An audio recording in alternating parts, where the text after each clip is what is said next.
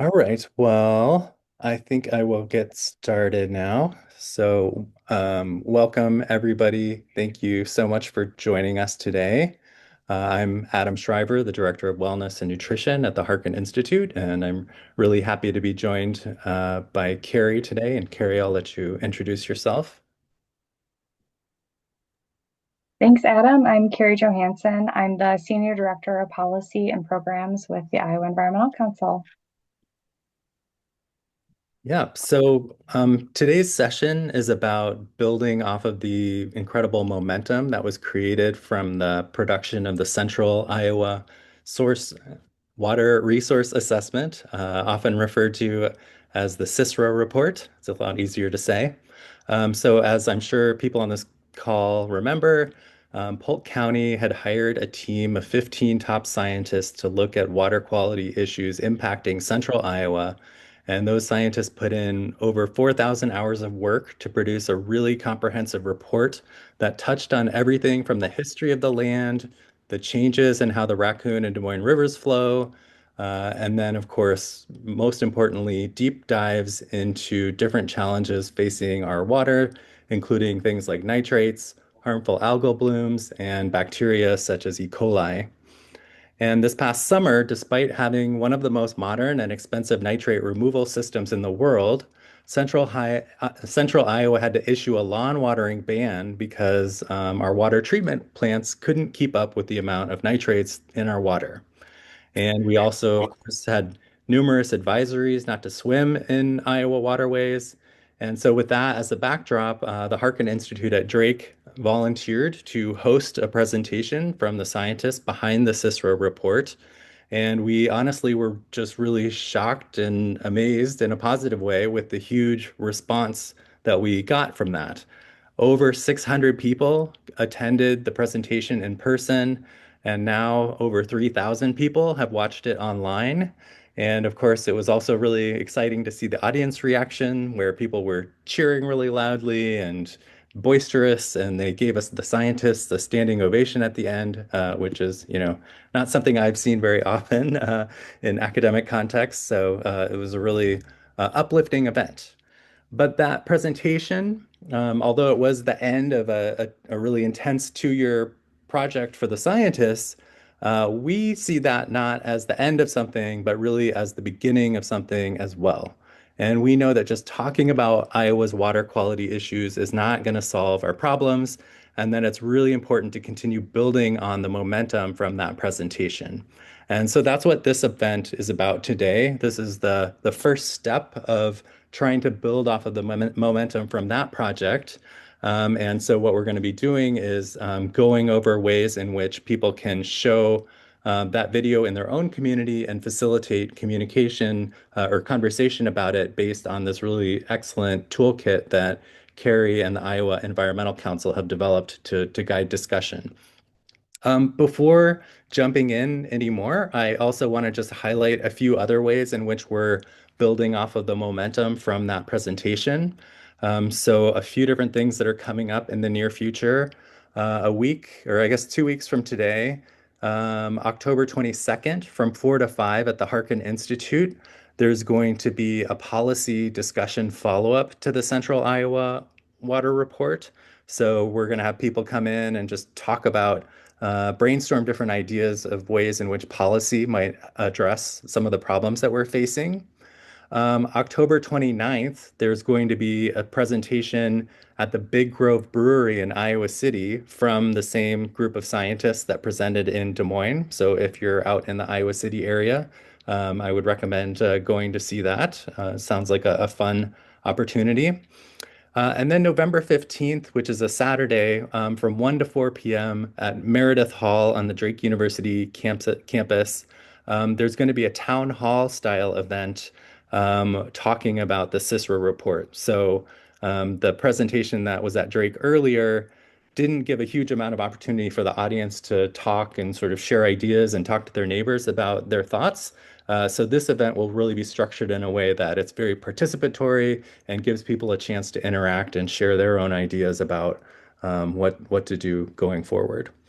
So I'm really, really grateful for the Iowa Environmental Council for developing a toolkit that Carrie's going to be talking about in just a second. Before I do that, I want to just show you some resources that I think will be helpful and also can help maybe provide a little bit of a refresher about what was in the CISWRA report. So I am going to hopefully share my screen. Okay. See the share button. Okay. So are people seeing a Harkin Institute um web page right now? Oh wait, hold on. I didn't press the right button. Okay, no. Uh, now you're seeing a Harkin Institute web page? Yep. Okay, great. Okay, so the website for the Harkin Institute is harkininstitute.drake.edu. And if you go to that web page and highlight what we do, it shows the different policy areas that we work on. And if you scroll down to wellness and nutrition, there is a option on the right over here for water quality resources. And so everything that we're going to talk about today, you can find on this page, which you can also get to by going to harkininstitute.drake.edu/water-quality-resources, and I'll drop it in the chat. So don't feel like you need to frantically type this down. So on this page are a few different things. So first of all, there's a link close to the top that takes you to the actual Central Iowa Resource Assessment page. So if you click on that, it goes to the Polk County page that is the home of the report. And I'll just click on a couple things from there just to kind of refresh people's memory about what all was in the report. So there, of course, is this huge 232-page version of the report, which is a lot, but it's really excellently done. And that report starts off with an introduction that provides an overview about what the report is about. Then it talks about some issues that are distinctive to Iowa, and that includes a lot of really interesting things about how our land use has changed over the years and what the rivers look like in the state, and then also some of the unique problems that we're facing. Then it dives into some of the specific issues that different scientists from their team talked about, including the river flow and how that can has changed, how I guess the land has changed the way that the river flows and how that can lead to different challenges, ecological health and river life, how various things affect the natural world. Then, of course, drinking water, which talks about big issues like nitrates, harmful algal blooms, challenges with water treatment, and many other contaminants. Um, and then we also talk, or the report also talks about river and lake recreation. And then finally, there's a concluding chapter that offers a number of different suggestions for what they recommend could be done to start addressing this issue. I will also just highlight quickly the executive summary, which I think is useful since, it's hard to read a 232-page report. And so that has a much, the kind of like the top level ideas from the report. And I'll just highlight one thing in particular that I think is, will be useful for your discussions, which is a section at the end that says what concerns us the most, where they highlight the things that, stood out to them as most important. And those topics were the livestock manure management, stream channel protection, land use adjacent to our rivers, harmful algal blooms, pathogens, and nutrients. Okay, and then I will just point out a couple more things on this page. So right here is the currents of change um, uh, toolkit that Carrie developed that we're going to be talking about in just a second. And there's also on the right here, there's the condensed CISWRA report presentation, which is a video of the presentation, but it's shortened so that you can show it in your own community. So it's been shortened to, I think, about 50 minutes. And if you think you need to shorten it further, you might need to figure out which parts you want to cut. But that was the presentation where we cut out the introductions and the Q&A. And then finally, there's a link to the full presentation down at the bottom here, as well as a link to the slide deck, which is also really helpful if you want to kind of go through what they talked about more slowly. So I think with that, I will stop there and hand it off to Carrie. And I guess I will also just mention that, I think our plan was to present and then leave some time at the end for any questions that people have. So, Carrie, I will hand it over to you. Great. Thanks, Adam. So like Adam said at the beginning, some of this will be recorded and posted later as training, but some of this I just want to recognize folks for showing up tonight. I'm really excited to see so many people here, and I thought it would be kind of fun if people would be willing to drop in the chat where you are logging in from tonight, just so we can see a little bit of where everyone is coming from as we start talking about the toolkit.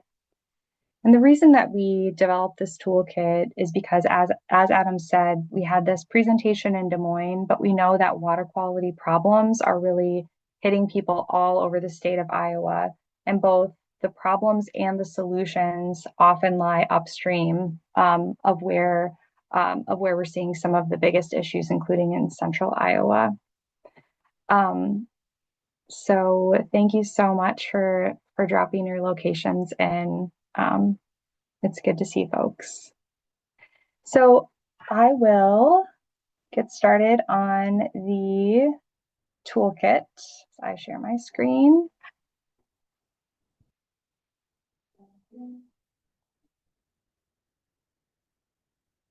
So this is the toolkit that we hope that you can use to both educate folks in your community and to start to move people from education into action.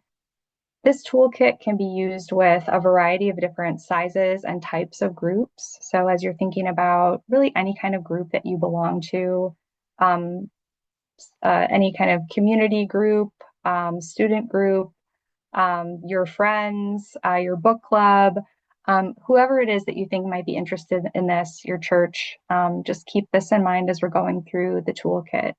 So we know based on what happened this summer and increasing coverage in the news, et cetera, that Iowans are really concerned about water quality and that they want and need more information about this topic. We also think it's really important that we find a way to talk to each other about this issue and to really connect with why we care about Iowa's water and how that connects to some of our deepest values and really our earliest memories for many of us about this state and our connection here. So we would encourage you to take this toolkit into a space that makes conversation easy. So whether that's a room that has, round tables, whether it's a living room where people can kind of see each other, we recommend a space where you can talk to each other and where people have some kind of a writing surface if possible, even if that's just, folders to write on or something like that. We do anticipate that you will need some sort of technology to show the presentation, whether it's a TV or a laptop. It's easy to show online.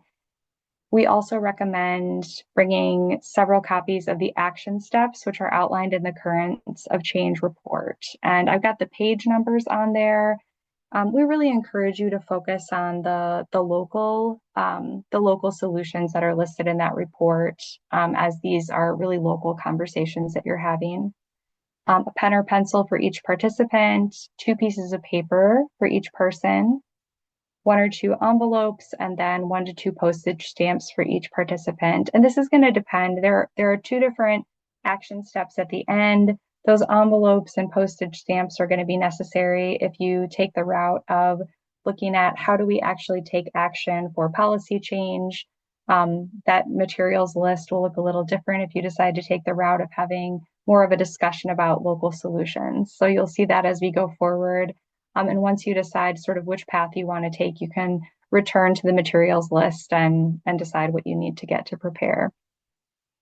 Adam shared the Harkin Institute website that has all of these same resources on it.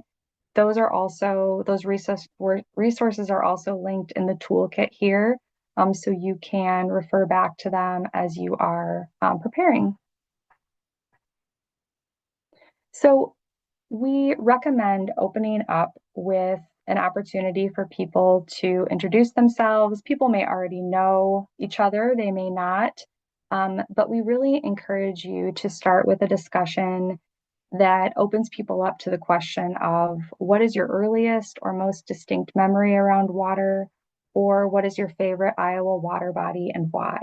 Really trying to get people talking about why water matters to them as an opening part of tapping into some of our values around water. Once there's people have time to discuss. We did this yesterday evening in a group, and there was a lot of really lively discussion around this question, which was really fun to see. And so if you can get everybody, quieted back down again, then we suggest that you then move into the video. We have laid out a number of bullet points here that you may want to cover in the run-up to the video that just give an overview of what is it that happened over the summer, what is this report, what is it about, why is it important, and so a number of bullet points here that you can look through. I won't go over those in detail, but it basically gives an overview of the problem and why it matters, as well as pointing out that even though this report is about central Iowa, it's really applicable to problems that we're seeing in the state as a whole. There are unique landscape features, et cetera, but a lot of this is really going to apply to most of the state of Iowa, regardless of your watershed.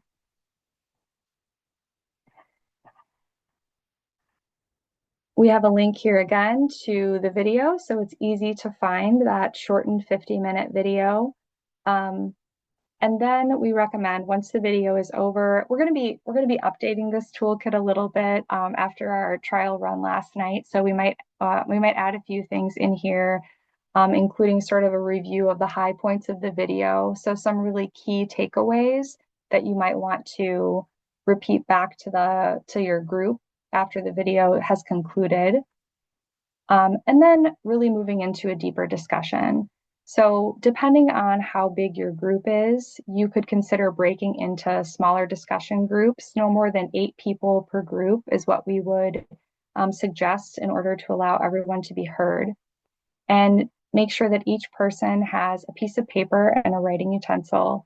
And ask people to start by taking 5 minutes to reflect in writing upon these 3 questions. What stood out to you from the presentation?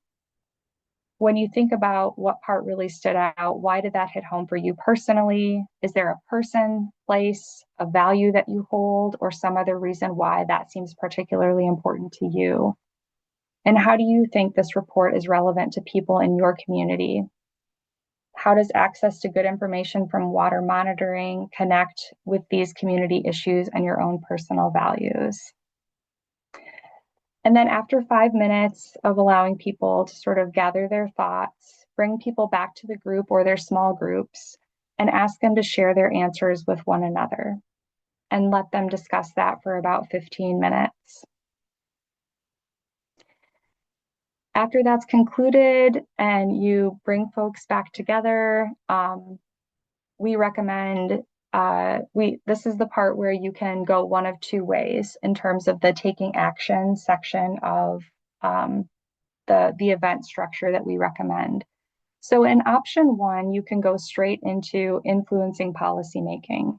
We know that this is an issue that without policy change, we're not going to see a lot of progress. And so for option 1, you could suggest that people write letters to their state or local elected official or a letter to the editor about Iowa's water quality crisis. And we include just some really key tips about what to include in that letter and recommend that you read those out loud to them, that they should include who they are and where they live, why water quality matters to them, and the more they can speak to their values, their personal story, their personal connection, the better. And then a strong urge to act to restore safe and affordable water in our state by, for example, the issue that we're really concerned about at the moment is fully funding Iowa's water monitoring network. And so that's one that we really highlight here. They don't have to talk about the water monitoring network. They can talk about other policy issues that they want to see, but this is one that's really critical at this moment.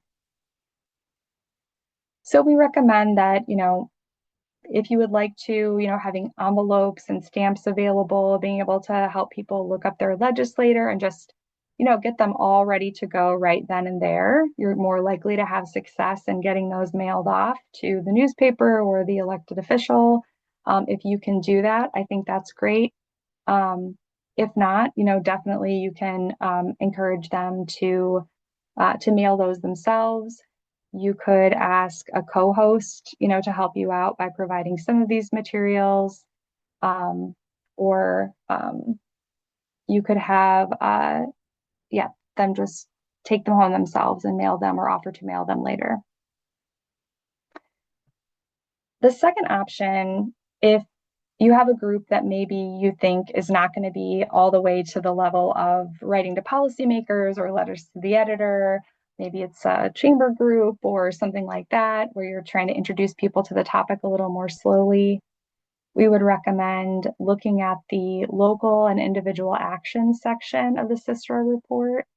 And another addition we're going to make to the toolkit is to have a standalone one page at the end of the toolkit that will have these recommendations on it. So it makes it easier and more accessible for folks to find those and just have them without having to look through the whole report. But we do have those page numbers in here for now. So based on those local and individual actions, folks can have a discussion about what are 3 things that they can do to encourage individuals and local policymakers to address water quality problems in Iowa. They can write those down on the paper that they have another 15-minute or so discussion about what that might look like, any next steps that people want to take, ways that people might want to work together on any of those solutions. And then wrap up the evening. So we also have included here encouragement to have people really stay in the loop with water quality by signing up for either the CISWRA news and alerts from the Harkin Institute, which is really doing a great job at being a central point of contact for people who are interested in continuing to act on the recommendations of this report. And also an opportunity to sign up for information from the Iowa Environmental Council and keep track of what we are working on. So as I said, we're going to continue to make updates and improvements to this toolkit. We also are very interested in hearing feedback. So if you do have an opportunity to use it and there's something that doesn't work so well or something you feel could be improved, please do let us know. And as I said, we're going to continue to try to make this better, easier to use, more seamless, and more compelling as we go forward. The information itself, it really does, it says it all about what we need to know about water quality, but taking that next step to move people into action on water quality is what gets us really excited about sharing this toolkit with you and hoping that you will share the video and the discussion with others in your community as well.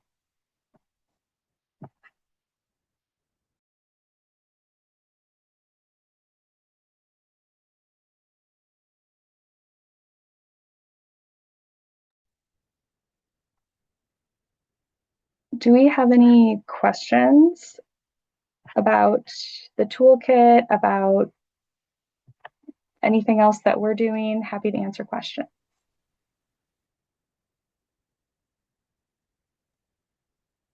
Mary Ellen, I see your hand.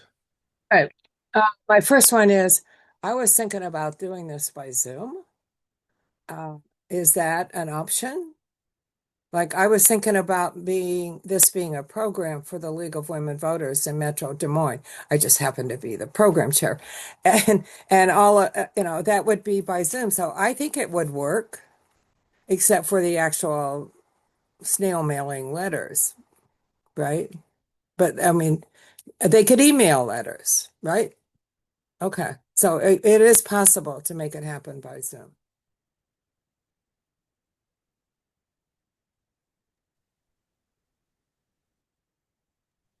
That's a great Or idea. Yep.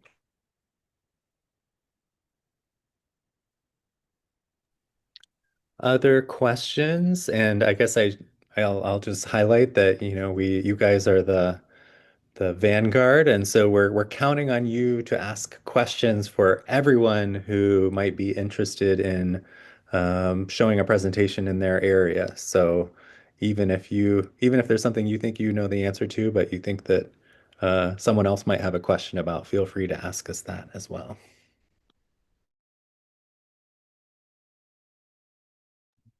Yeah, Claire?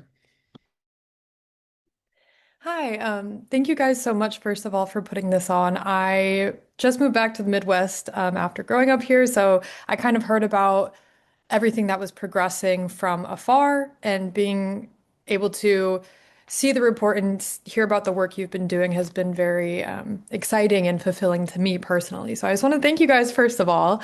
And one really big interest area for me personally is outreach to farmers and people in the agriculture sector and stuff like that. And, I worked in agriculture. I know a lot of people in it, and I've heard a lot of suspicion whenever they hear about these reports and they hear about what's happening in Des Moines and Polk County and stuff like that. There seems to be kind of this air of like, well, why is this happening now? Like, what does this mean? Are they just trying to say this to, impact us? Because that's how it feels to them. And so I was just wondering if there were any tips, not only to reach out to them in the first place and kind of pique their interest to even come and hear about it, and if there was any tips or advice for using the toolkit in such a way for people who maybe come into it with their own perspective, their own experiences. I don't want to say like suspicions, but they might just have a different perspective that is not necessarily receptive from the get-go, and how we can maybe transition them to be receptive to the facts that exist in the report and the impact that has. So thank you.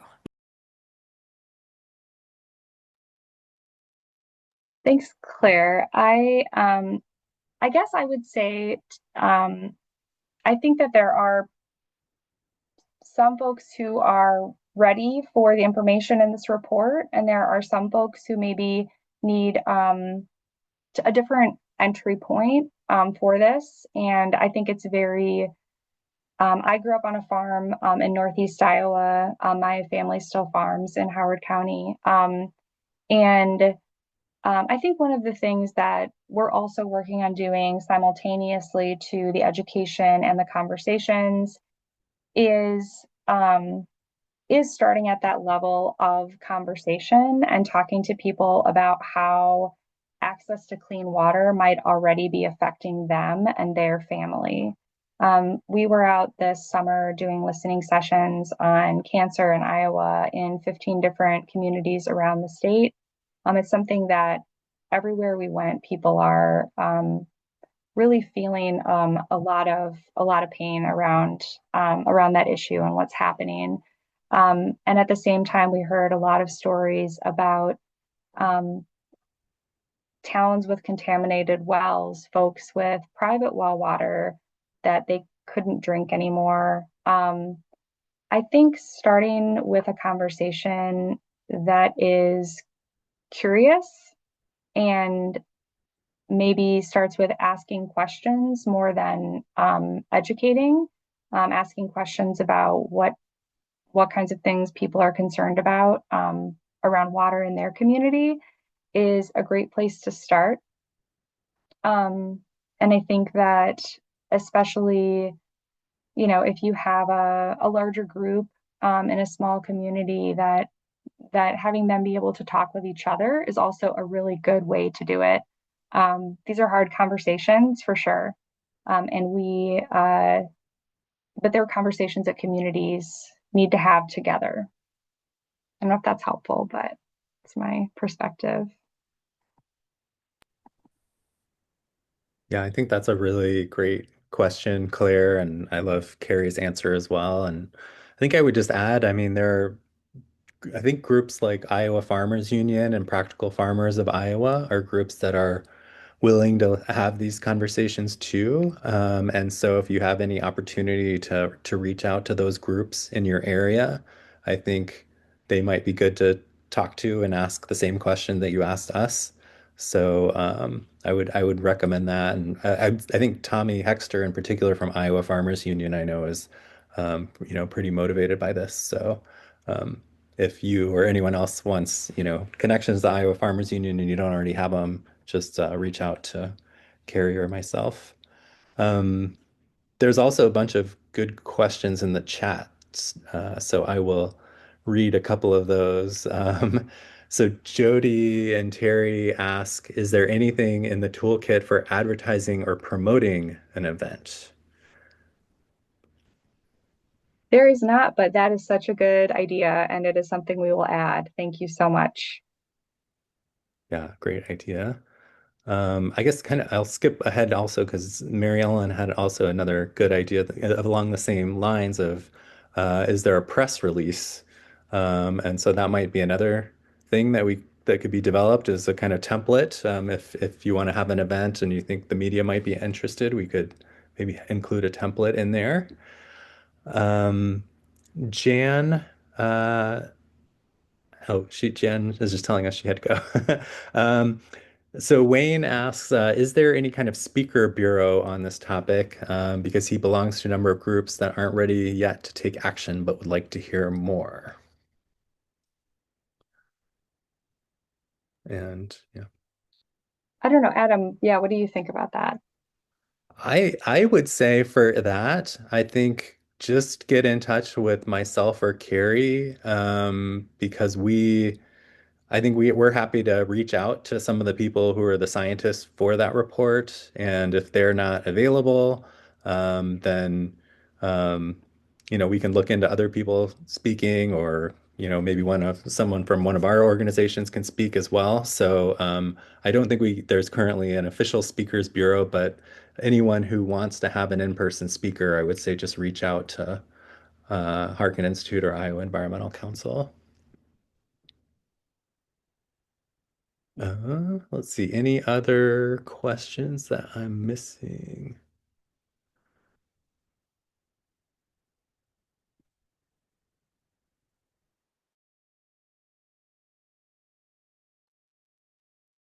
I was also kind of curious to hear from anyone in the audience if you want to share if you have ideas of locations that you might want to share the presentation or places that you think would be good places to give the presentation. Um, whether or not you can actually do it yourself, if you have ideas that might be helpful for people listening to the recording, that would be really fun to hear about.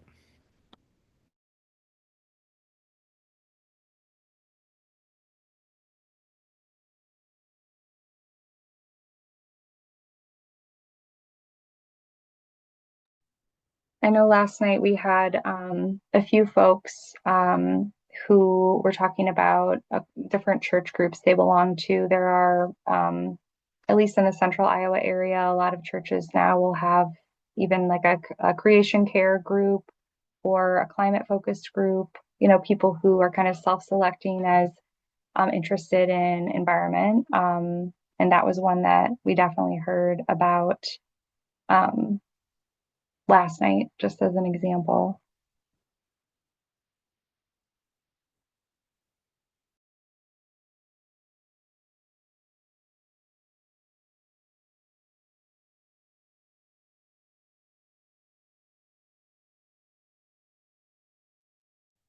I can't get my hand to raise. I don't know where my emojis are, but I'll just jump on. I'm in Cedar Falls, and I've been a member of the local chapter of the Iowa Sierra Club, which has been kind of moribund for a while since the pandemic. And we were talking about maybe having some kind of meeting with video. But before the pandemic, we had a person who set up video at a place for us to use. We don't have that person anymore. What do you need sort of at a minimum for sharing this video? Just everybody sit around somebody's laptop and try to see it, or what do you recommend? I think a TV at least would be a nice size, just because they do get pretty little on the screen. What they're saying, being able to hear what they're saying, though, I think is the most important part of it. So you could do a laptop if you can crank the volume up, but an HDMI cable from your laptop to a medium-sized TV would also work well. When we were doing listening sessions this summer, we were in a couple of different, high school, middle school cafeterias. Schools now are often set up with, good audio video systems that they can help you have access to. Community colleges also often have um, those kinds of facilities that make it a little bit easier. Somebody mentioned like a community or a theater type space. We were in the theater in Alcater, and it was pretty good. It's not the best for discussion, right? When you're trying to have the small group discussion, it's a little awkward with people turning around in their chairs, but we managed it and we had a good discussion. And it was absolutely beautiful. Um, so yeah, I think that there are a lot of different community centers we were in as well. And so often these places are set up with some sort of AV system. People just have to be able to hear what's being said mostly. Thanks, that's helpful.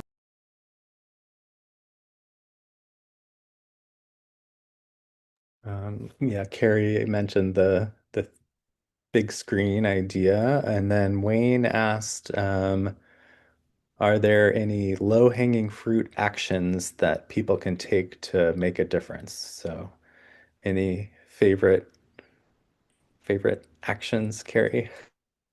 I mean, I think that one thing that to me is just non-negotiable in this moment, and something that is talked about in the video, is Iowa's water monitoring network.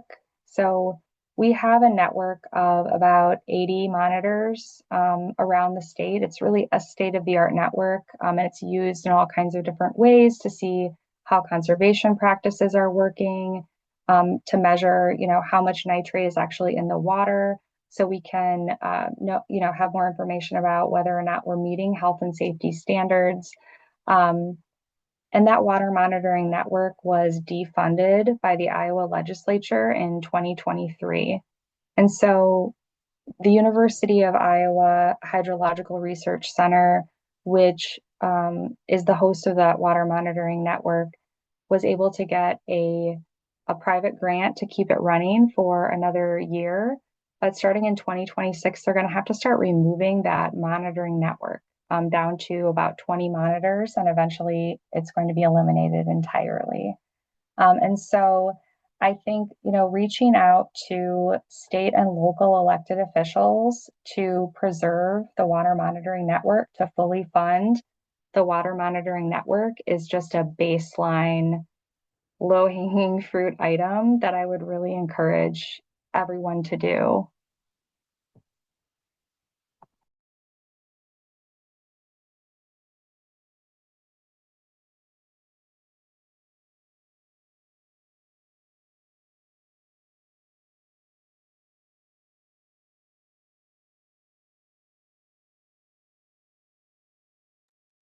Any other questions?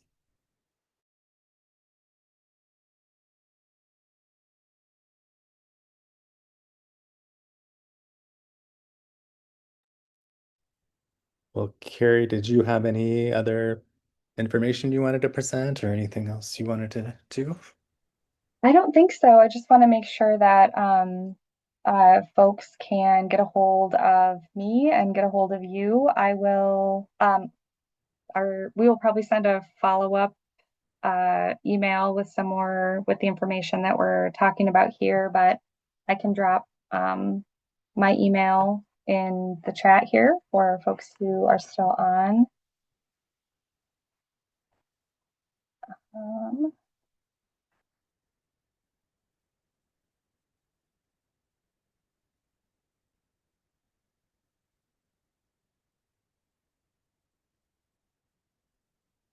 Um, so yeah, I think that wraps it up for the toolkit. Yeah, thank you all for joining us, and we're really excited to hear back from you and hopefully have meetings around the state. And thank you for, like as I said, being the vanguard and helping us to think through additional questions that people might have about this. So really appreciate everyone joining us and look forward to working with you all in the future. And thanks so much for Carrie for doing an amazing job with the toolkit. I should have to say that as well, for sure. Thanks, Adam, and thanks everyone. It was great to see you all tonight. Bye.